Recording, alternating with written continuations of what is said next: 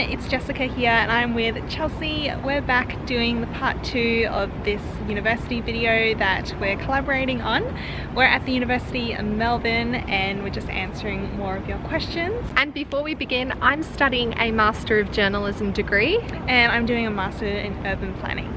So let's get started. Okay.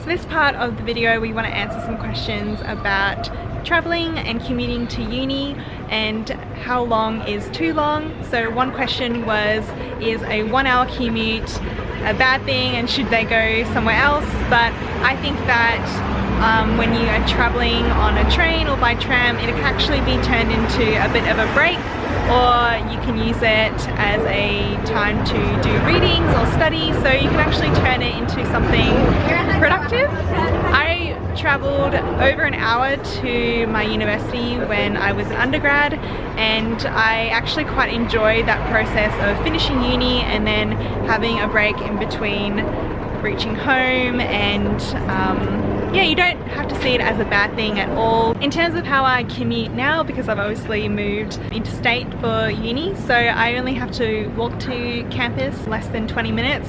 So that's actually a really nice bit of exercise into my day, I suppose, because I can just walk to campus. Chelsea takes the tram, and so she will talk about that a little bit more. I do take the tram to uni either on the Swanston Street or Elizabeth Street line. All you need is a Myki card and you're good to go. I love taking the tram, it's quite scenic and you never know who you might meet on board. And also I like to incorporate a bit of walking into my commute because it's Melbourne and it's such a vibrant city.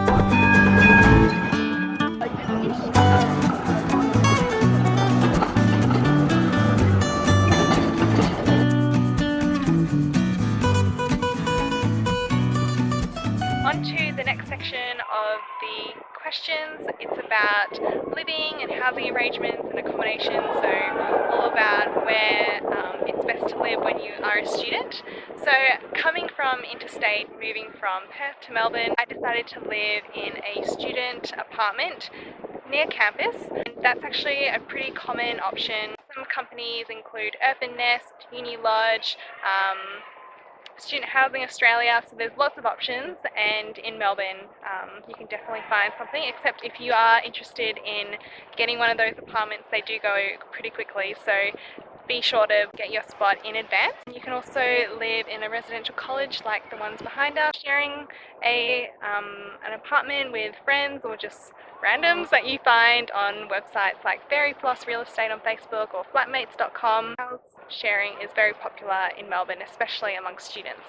So that's kind of my experience, and Chelsea also lives in an apartment by herself as well.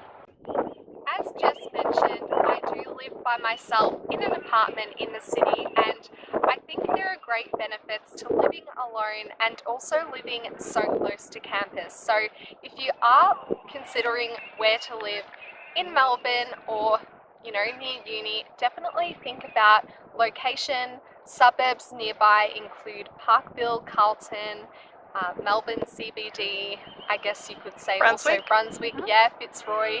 They're really popular student areas to live. So definitely consider the location, but wherever you live there are always going to be options, even if it means taking the train or tram, bus, whatever, it's all good. When you're living by yourself, it's important not to isolate yourself, and that's why living so close to campus, you can always be surrounded by other students. We definitely both feel like being on campus is a nice way just to get out of the apartment, be around people, and feel like you're socializing without actually socializing and That's talking right, to people. because sometimes just getting out of an apartment is the first step to feeling like you've been out and you've caught up with some people, even if you don't necessarily catch up with people. Exactly, yeah. So that's one of the main things that I really like about living so close to campus, and just feeling like I can just walk here and being more involved with campus activities as well. Definitely.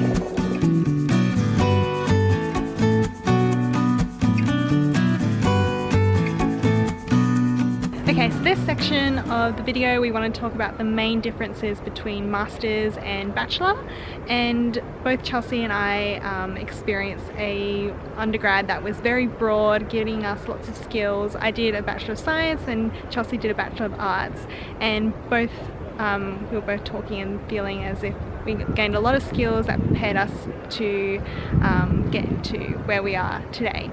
So in terms of the main differences that I've experienced in Masters, it's mainly to do with the fact that everything now is a lot more catering towards my professional career. This is definitely the foundation towards getting a job in urban planning and in journalism for Chelsea, and because of that there's a lot more emphasis on building your professional network and going to networking nights and going to internship information sessions. So it's a lot more focused on preparing you for the workforce, and I didn't really get that experience or that emphasis in undergrad.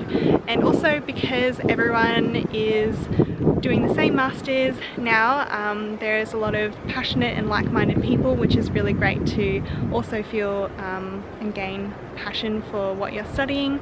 So I think that's a key difference as well. The major difference I noticed when moving from my Bachelor of Arts degree to my Master of Journalism degree is the heightened workload. There is a lot more work to do, but it's quite good because you're being taught by industry-based professionals. So for example, a lot of my teachers are working journalists and work at places like The Age and ABC, which is great because I'm getting all of their knowledge as part of my course. Another aspect of, I guess, doing an undergrad degree is the fact that I found it really helped me refine my writing skills. So without that, I don't think I would have the open-mindedness and the editing and just writing in general skills to be able to write articles for journalism. So my undergrad definitely helped me out there and gave me a broad scope of general knowledge, really, because I studied things like philosophy and gender studies, which I can apply to my written work today.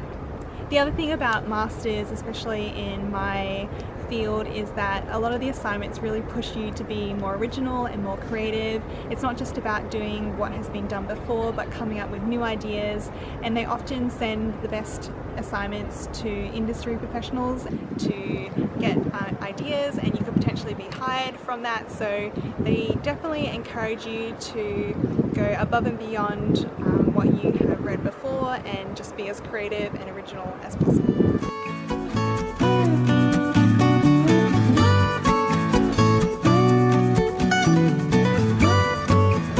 That's the end of all of our answers. Thank you so much, Chelsea, for joining me in this video. It was so much fun learning about your answers, but also feeling that we have a lot in common. Yeah, we have so much in common. We're like the same person. Yes. We also have done another video on Chelsea's channel, which is called Frenchy by Chelsea Elizabeth, and it's about study motivation, friends at uni, and also balancing uni life and the rest of life in general. So if you're interested in those topics, then go over to Chelsea's channel and watch that video. I have it linked down below.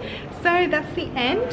Thank you so much for watching. If you have any more questions that you'd like us to answer, then feel free to leave a comment down below and we might make another video, who knows. Yeah. So thanks for watching, and I'll see you guys next time. And Bye. give Jess's video a big thumbs up. And subscribe. Bye guys. Bye.